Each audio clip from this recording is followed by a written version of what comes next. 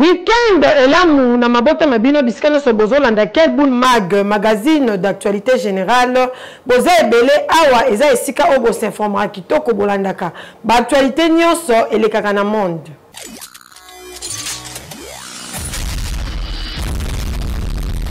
Tika to font l'édition mokola lelo pona ko sabino que 39e ya réunion de conseil des ministres et salemaki avec impact pe idéologie et sika pezala ki bongo président et pa ya yemoko mokonza mboka Félix Antoine Tshisekedi Tshilombo Fachi Beton ba détail na Gilles Toumba.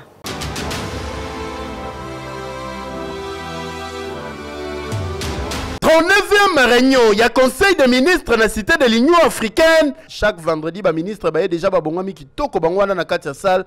Président de la République Fachi Beton Mouko Tombolo ya raté yewana ya koti. Réunion conseil des ministres bandi ba point à l'ordre du jour a wezala ki ebele kasindimela ngaike.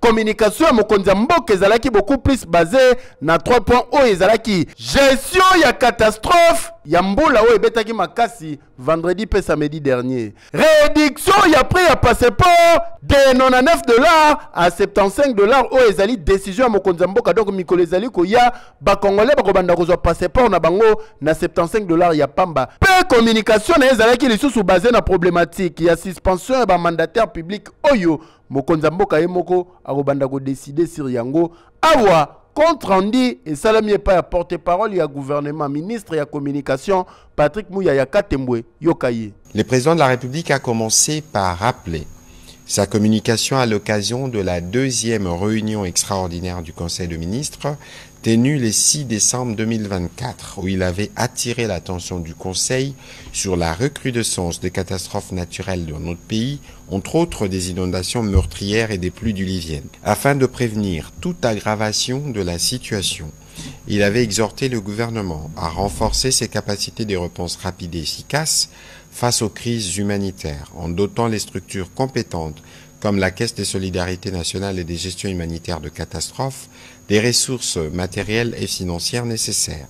Récemment, le 4 et 5 avril 2025, les pluies diluviennes ont frappé la ville de Kinshasa et la province du Congo central, provoquant des inondations sévères, de pertes en vies humaines, des déplacements de population, des destructions d'infrastructures vitales, ainsi que de perturbations majeures des circulations, notamment sur la route de l'aéroport de Ndjili et sur la RN1.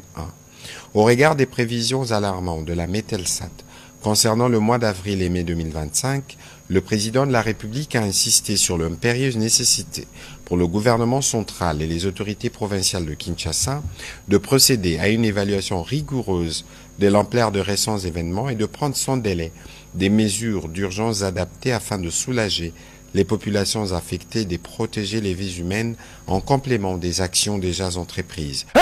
Keyo, oui. Bolanda na dossier o esika wapi Mokonza Mboka Félix Antoine Tshisekedi Tshilombo Fachi Beton ye a précisé bon que passeport ezokoma $75.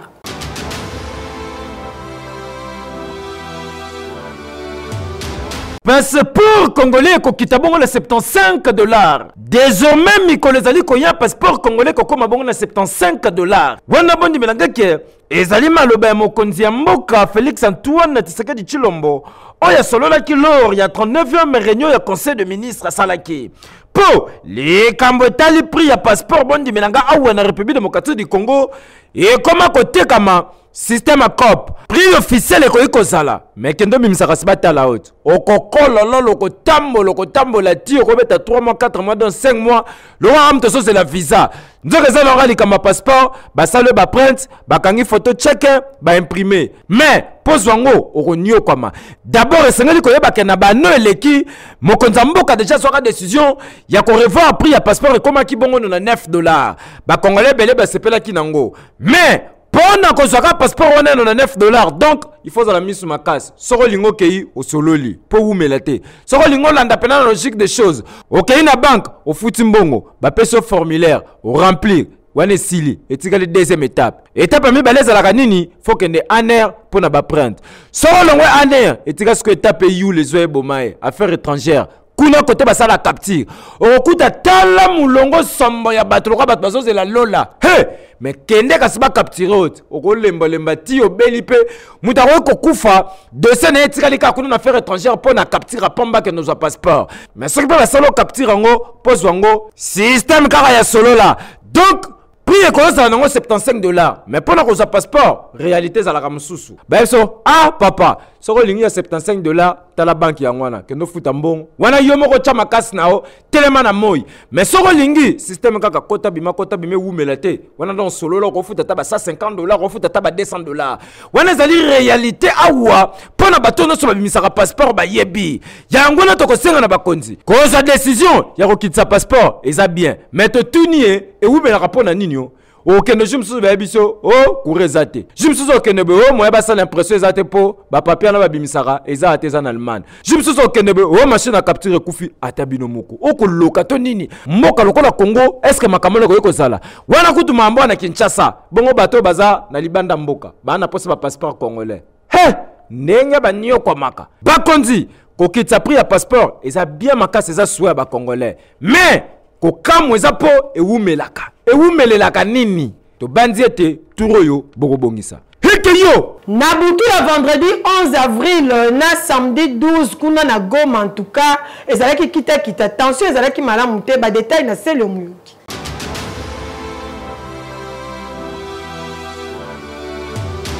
vendredi 11 février bondi melanga na ville ya Goma butu wana zalaki na tension ko sakana te bondi melanga ke FARDC na wazalendo bazali déterminé ya kozwa contrôle mobimba ya ville ya Goma po mabele ya bakoko jamais tikala kokende population yokaki ya yelo kito butu don so la limpanzi boki taya olabuki koto zoki tutu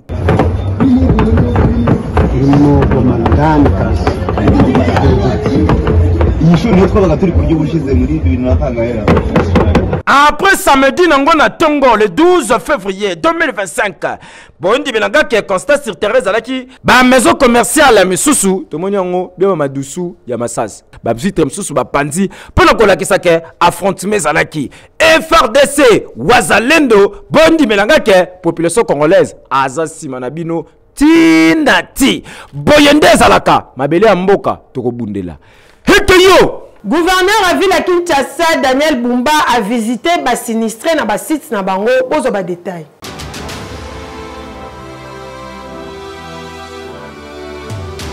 Depuis likama ya mbula oyo ya vendredi pe samedi eleki na kosa yote gouverneur ya ville province ya Kinshasa Daniel Bumba jamati kala koleksa une seule journée sans komona ba sinistré oyo bandeko bazali na pasi mokolo ya lelo. Gouverneur de la ville Daniel Bumba Lubaki ba kiselaka le bulldozer akitaki les sous au mercredi 9 avril oyo na minuit awa na site d'hébergement oyo esika ba sinistré bazali. Awa ayaki kolandela évolution na bango ndenge nini makambo ezali kotambola koyeba pe soki baza en contact na ba membre mususu ya ba famille na bango ndenge nini bazali kolala ndenge nini bazali kolia pe ndenge nini makambo ezali koleka awa yango nde souci na ye malgré butu atiki bureau akiti awa tala ndenge azosolola na bango koyeba makambo ndenge ezali koévoluer pe asiraki bango ke gouvernorat ya Kinshasa na gouvernement national ya RDC bazali ko travailler ensemble koluka ko découvrir ba zone mususu oyo ezalaki inondé pe koluka kozwa ba information pona ko rassembler ba famille et surtout mikolo ezali koya ba réhabiliter pe batongela bango esika malamu oyo bakozongela kovanda pe ba continuer vie na bango normal parce que wana ezali souci ya bakonzi hôtel de ville ndenge moko pe na gouvernement national bazali ko bunda po bandeko bavanda malamu.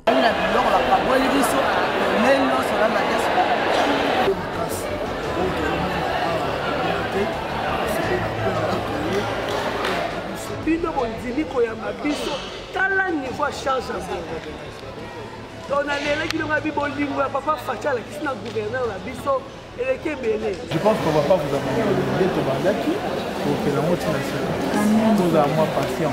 Vous pas c'est ça. Alors si on a un téléma, nous avons ça. Il est belé. Sur le fond là, ça c'est une chose parce que qui n'est pas hein?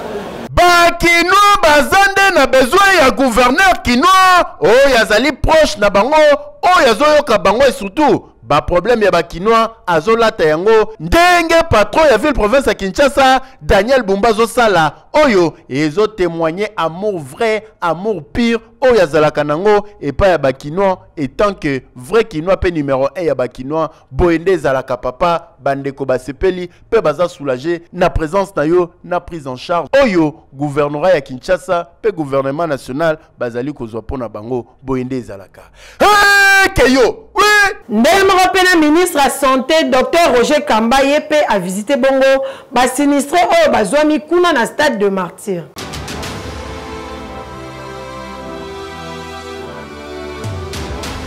Ya choléra te moko te ezali bongo signalé na site ya basinistre awa na stade de Martyr bondimela ngai ke wana ezali bongo maloba ya ministre ya santé publique Dr Samuel Roger Kamba esalemi bongo suite ya bamvula ya makasi oyo ebetaki bongo mokolo ya vendredi 11 avril 2025 na Kinshasa yango nde justifieki bongo descente ya excellence Dr Samuel Roger Kamba awa na stade de Martyr esika yaki kotala condition de vie nini oyo basinistre bazali na yango.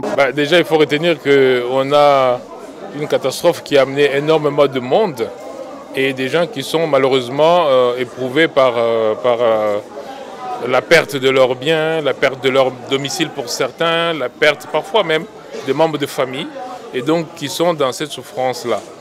Et beaucoup sont heureusement en santé correcte, mais la promiscuité nous fait craindre quand même qu'il arrive des maladies qu'on doit absolument prévenir. Et la chose qui est très importante ici, ce sont les latrines, les toilettes. Et donc je suis en train d'instruire mes services pour qu'on ait le maximum de toilettes ici, notamment pour demain. La deuxième chose, c'est les médicaments. Il y a des médicaments, mais il y a des cas spécifiques. Il y a des gens qui ont des maladies chroniques pour lesquelles on doit les prendre en charge. En ce qui concerne l'alimentation et l'eau, ils ont tout ce qu'il faut. Les matelas, ils ont tout ce qu'il faut, sauf que l'espace est assez contigu. Donc nous sommes en train de voir comment est-ce qu'on peut déplacer certaines personnes pour qu'elles puissent dormir dans des conditions meilleures. C'est le ministre de la Santé, Dr Samuel Roger Kamba, a talisi yango clair que gouvernement ezali kokoba si kokoba ko travailler pour trouver ba solution moko kozala bongo durable. Boyende zalaka longonya na Dr Samuel Roger Kamba oyo azali toujours ko travailler pour l'intérêt général. Il est normal mokonza zalaka boye. Keyo. Oui. Dossier en vous là à Kinshasa, boyebi ba inondation tu ko salema ministre de la justice. Ye atali si pour le lobby que c'est possible. Babu kabongo Shekina, kasi na ngambu na ye pasteur Dioka, ya lobby bango baza ba responsable de inondation o esalema kité Bolanda.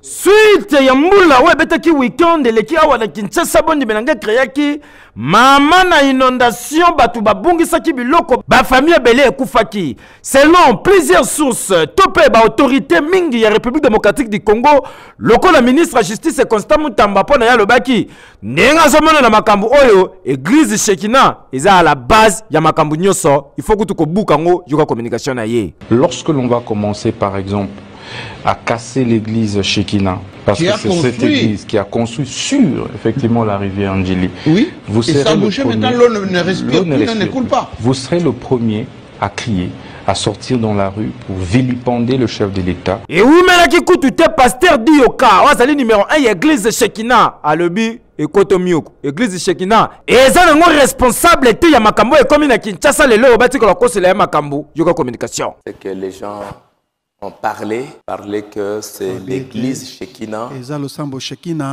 qui est responsable de cette inondation et des choses qui sont arrivées. Je pense que ce n'est pas juste. L'église Shekina n'est pas responsable.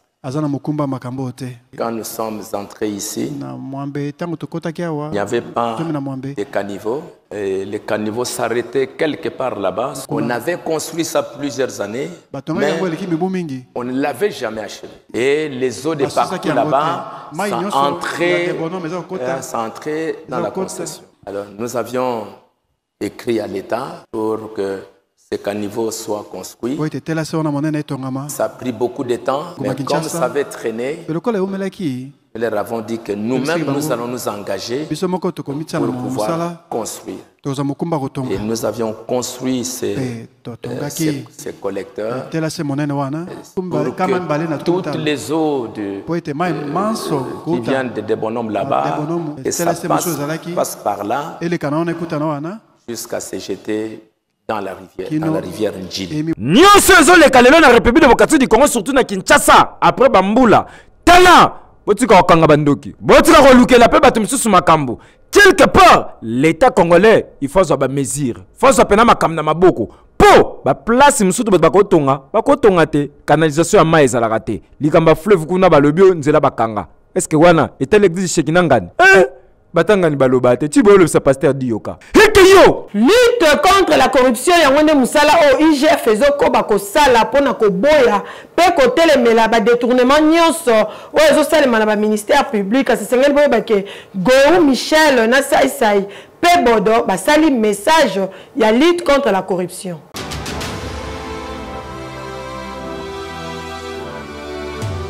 Lutter contre la corruption, ezali bongo combat et inspection générale des finances IGF. Ezali bongo combat et inspection générale des finances IGF. Bota la scénario Oyo. Alors, monsieur le directeur général, Excellence, dites-moi, c'est quoi le niveau de votre trésorerie actuellement? Très florissant.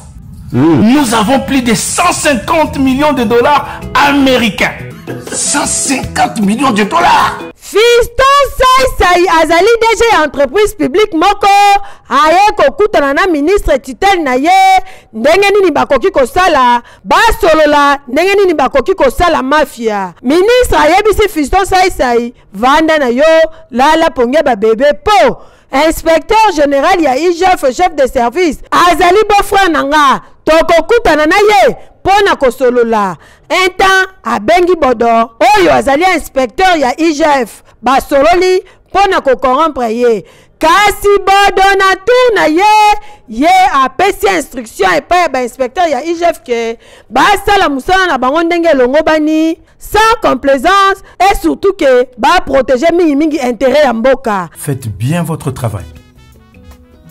Soyez ferme et courtois, mais en protégeant les intérêts de la République. Bien sûr, chef. Basali musala na bango kitoko kaka ndenge zalaka. Conclusion bimi tangu kaka bapesi conclusion yango abandi kolenga beau-frère atalisi ke esengeli musala sale mamalamu pona kosalela mboka. C'est avec moi que vous voulez vous amuser? C'est avec moi que vous voulez vous amuser? Je vais vous montrer qui je suis. Moi, dis donc, on ne s'amuse pas avec moi. Allô? Allô, Excellence. Oui, monsieur. Beau-frère. Excellence, monsieur le ministre. Non, mais attends. Tu as dit quoi à tes inspecteurs? Non, tu as dit quoi à tes inspecteurs? Mais ils bloquent le pays. Tes inspecteurs bloquent le pays.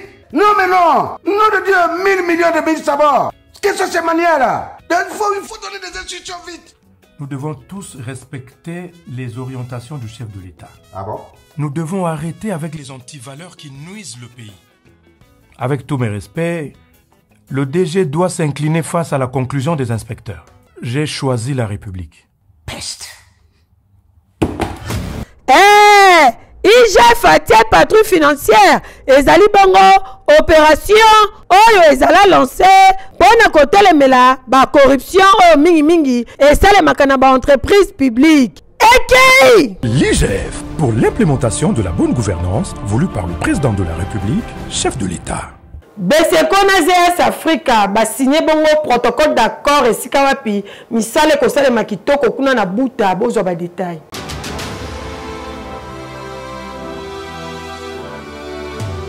Visite ya gouverneur ya bazole na ba installation ya bureau central de coordination Beseko na Mokuse ayamba maki kitoko avec impact na idéologie et pas directeur général à Beseko Mwana mboka Jean-Mabi Mulumba mokolo ya jeudi 11 avril 2025 et sika wapi basalaki signature ya contrat entre Beseko na société ZS African Solution protocole d'accord oyo et ko permettre développement moko ya makasi ya province ya Bazwele et surtout na o etali matérialisation ya vision ya mokonza mboka Félix Antoine Tshisekedi Tshilombo Fachi Beton nalingaki na bisabino ke lelo ezali mokolo monene mpo na province ya Bazwele mpo na ngai nalingaki napesa matondo mingi na DG ya Beseko oyo abundi makasi mpo na mokolo oyo ekotisama DG ya Beseko ye mpe akomunike boye na cadre ya contrat oyo touti kosigné na entreprise ZS Africa entreprise oyo ezali chargée ya kosala réhabilitation ya 20 km ya voirie urbaine y compris éclairage public na balampadaire. Mokonzi ya mboka alingaki mpe lisusu kopesa centrale thermique ya 500 kVA oyo atiaka yango depuis décembre 2023 kasi ti lelo esalaka te ekoma na opérationnel te kasi d'ici mois de décembre tokosenga na gouverneur ya Bazwele asigné protocole d'accord moko na prestataire oyo akoya mpona koréhabilite mpe kotia basircuit na ngongo tozali koloba awa équipe ya baexpert ezali deja na terrain na buta mpona kosala betide si oyo etali construction ya centrale ya bapano oyo ekosala mabongo na délai ya 8 mois. kasi esengeli koyeba ke concrétisation ya baprojet oyo ekopermettre na buta chef lieu ya province ya Bazwele elata lele ya sika Beseko bango bazali ko continuer kosala mosala na bango kitoko toujours pour la concrétisation ya vision ya mokonza mboka Félix Antoine Tshisekedi Tshilombo Fachi Beton et normal Eki Bodilix eza parfum moko ya kitoko esengeli moto nyonso asalela yango ezolongola batudi ya kubula nyonso papa mama salela parfum Bodilix.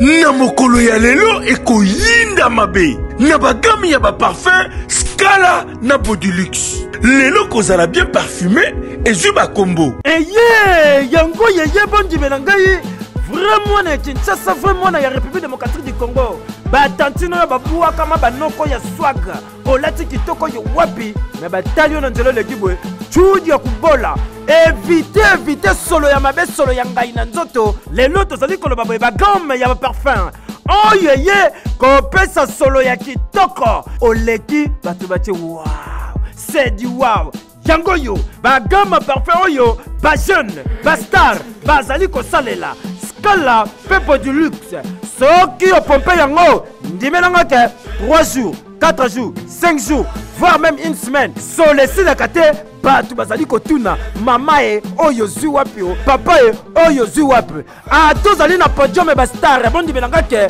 meilleur star planétaire lokola Weranson atimbela déjà e ya salelaka Scala Pepo du luxe ya kosomba te bagame ya parfum oyo nyonso bokozwa yango na kati ya famille Chris Lopapotaille pona kozwa yango ezali kotekama partout en détail to pe pona ba grossiste na ba maison nyonso bokoluka yango lokola Shail Kun ezali na bokasa to pe na commerce ndeko mwasi olataka kitoko yo wapi soko tie kabelo cher bato bazolula yo olati chaussure dame ya kitoko kota likolo kutu na parle même pas obetaka costume ya ba grande star mais lore bomaka yo tango tambolaka baboya koloba chudi ya kubola nde salaka éviter yango na mbongo ya mukie bato baluli otiki solo vrai tantine vrai noko bayebaka ene no der welela ba parfum ki lelo Scala Pepo du luxe awa place ba vrai noko na ba vrai tantine batimbeli toli ya pete otolobaki te baninga balula bango pona ba parfum oyoki heke yo na ba gamme ya ba parfum Bodilux na Scala Ntunga Scala Bodilux ki lelo Ntunga. Clinique Oasis de vie bango balancer campagne pour na bato nyonso bazobela malade ya misu bokende ko se faire consulter.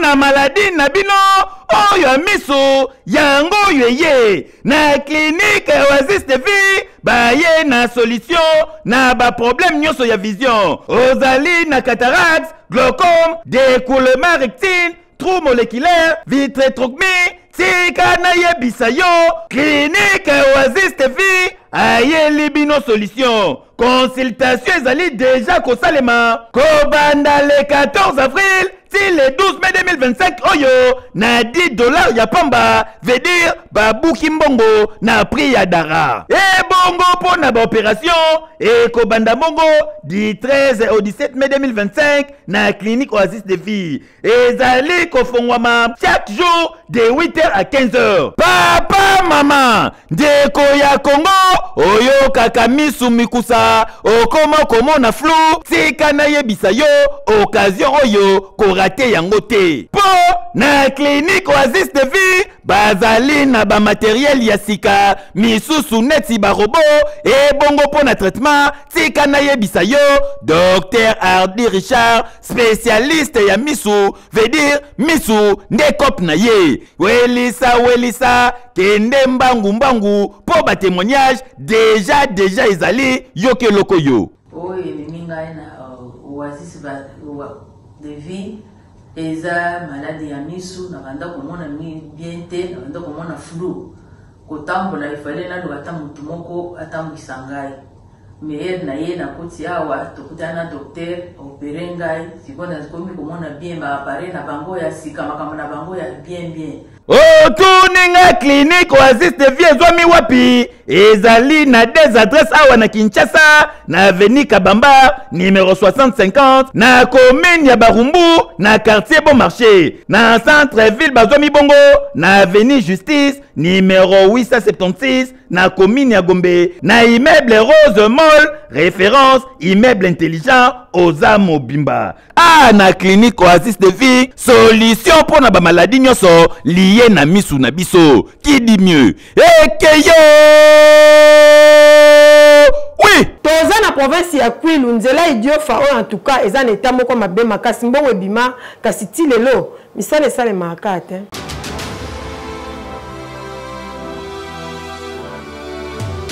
baizage ya nzela oyo elongoka idiofa mpona kokota mangaya tozali bongo na province ya Kwilu bazali kolela ndenge kosakala te botala bino moko ndenge nini nzela ebeba awa pona ko voyager et commander problème taleti awa langue crisière ekangami donc mutuka oyo tona attraction mais ezo kolega te ba passager bakiti bazo meka kotimola kolongola mabele po mutuka la bongo leka bato misusu pe bazali kokendeka malembe na ba vélo na bango charge mais baza na choix te timu koloba kokoma kaka bakomi na bango po bazali kosala pe course na mutu te botala bino moko ndenge nini nzela eliama mabulu nde mabulu awa soki oza na voiture komeka na omaji te po okokangama po imagine ke awa na bakaka ekangamaka bajipi kutu tika na yo bato basalaka voyage na nzela oyo bamonaka nde ya bango bwale po nombre bajour bokosala na nzela eyebalaka te ezodépendre na befort chauffeur akosala po bokoma mpasi na mawa kasi selo d'information tozwi ezali ke gouvernement bimisaka mbongo pona ba travaux ya nzela oyo kasi esika kenda ti lelo destination inconnue misala etikala kosalama te na mopanzi tomoni batracteur na bange oyo eyaka mpo esala misala mefanda kaka boye sans suite yo communication toza na konyoka mebele tala mutuka ndenge evandi kuna na se dombo etima ngai tokobeta même combien de jours ese bubeta kuma na mangai yango yoke mpasi fuku tubisa bima na Kinshasa kuna place ba mfumu nyonso kele ifu bantu katuka na Kinshasa kuisa kwa usala suivi ba bima bonso ba mbongo ina banjela ini pedra nyoka mamingi boeza quand même kitoko te bomba ba sima na biso ba biso to kobota ba oke wapi ese ba kokomaka eza pasi en tout cas baizage ya nzela ya idiofa mangaya na province ya Kwilu babeleli na mokonzi ya mboka Félix Antoine Tshisekedi Tshilombo afongola nanu misu po na nzela oyo po eza normal te mbongo si ebima kasi misala esalemaka te soki balandeli bien awa okomonake sola détournement ezolumba deja eya nini eya normal te bange efandi kaka boye esala mosala moko te entre temps population bazo nyoko mana kosakana te iya nini hekeyo oui nani asali makambo azoyebana te plus de 5 parcelles ba déguerpir bango population ya mbudi bazola ya libanda surtout na bamvula oyo en tout cas ezosala kitoko te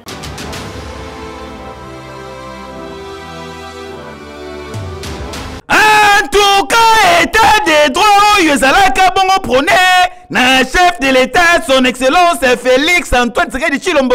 En tout cas batu misusu bazali wana po na koya ko bafoué yango. Tozali na CP ya mushi na veni carrière eloko esalemi awa mambu Mantoni landa lisolo. Selon l'information tozui ezali plus de 10 parcelles bazali victime bavanda kaka boye na tongo batala boye mutuka basoda eye basangana na ba civil babandi kokota mapango bato kobimisa biloko kobwaka libanda bacheka dina babimisi babwaki libanda bacheka dina ndenge zalaka ke soki baye boye bakomata exécution jugement na mir waya eloko mote bakomi bakolo mapangu basutuka po ndenge bazali boye ata na parquet ata convocation ata kosamba batikala koyoka te mbala moko babandi kobeta batole o bozali komona kala mingi te elinge ko chantier na mupanzi batie ba jeune wana bozali komona balati ba uniforme eyebana te ba service nini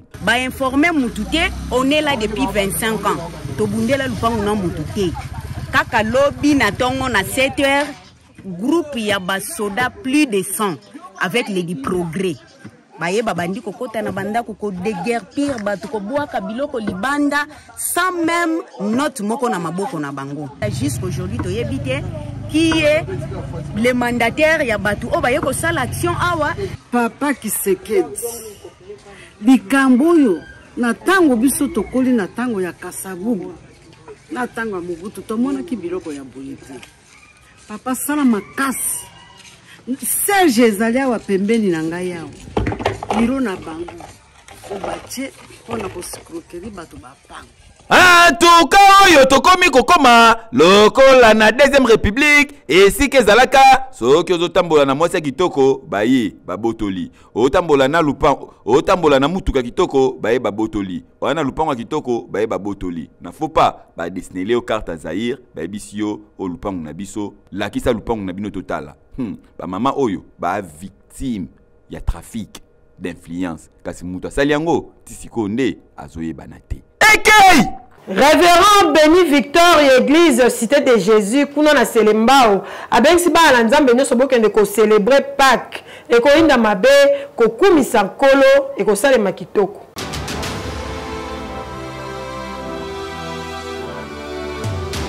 Assemblée chrétienne, cité de Jésus-Christ.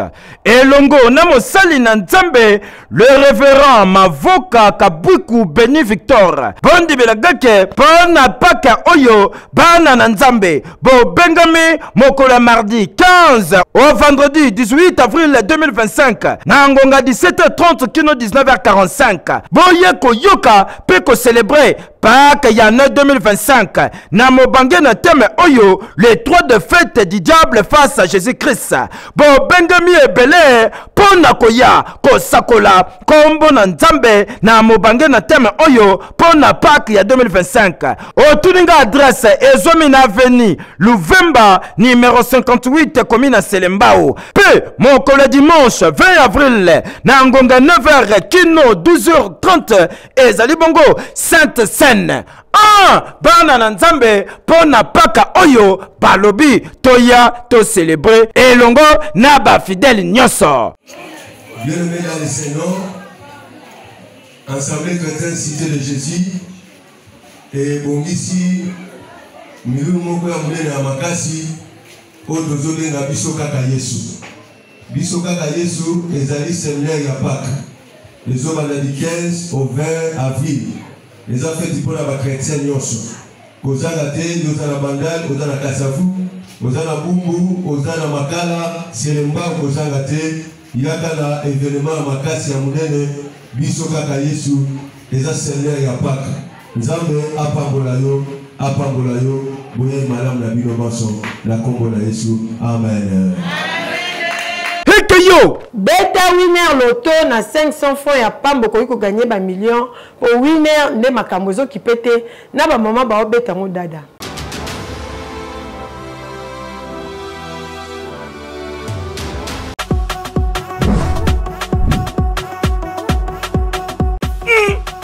Phénomène. Na sali déjà calcul. Ba match à l'élo très facile. nazo parier na winner. Hey, utari elle.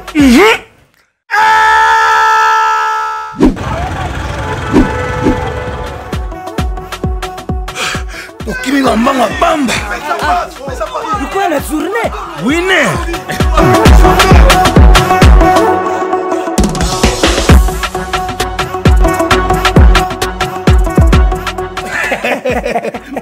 Ça c'est winner.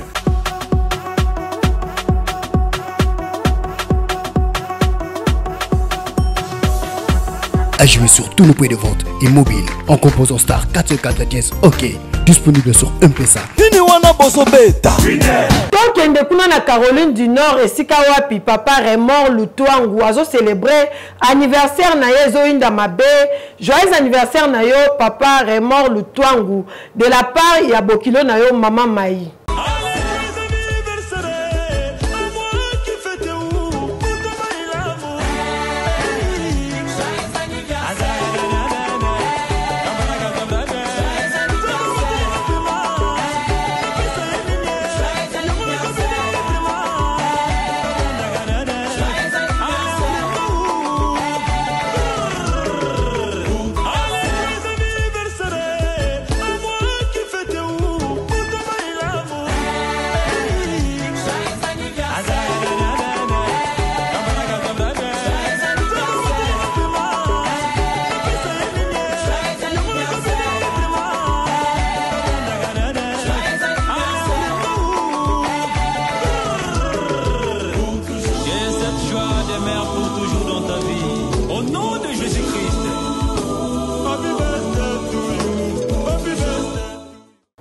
Pratiquement dans la présentation, il y a quel boule mag, mon collègue qui n'a plaisir mingi.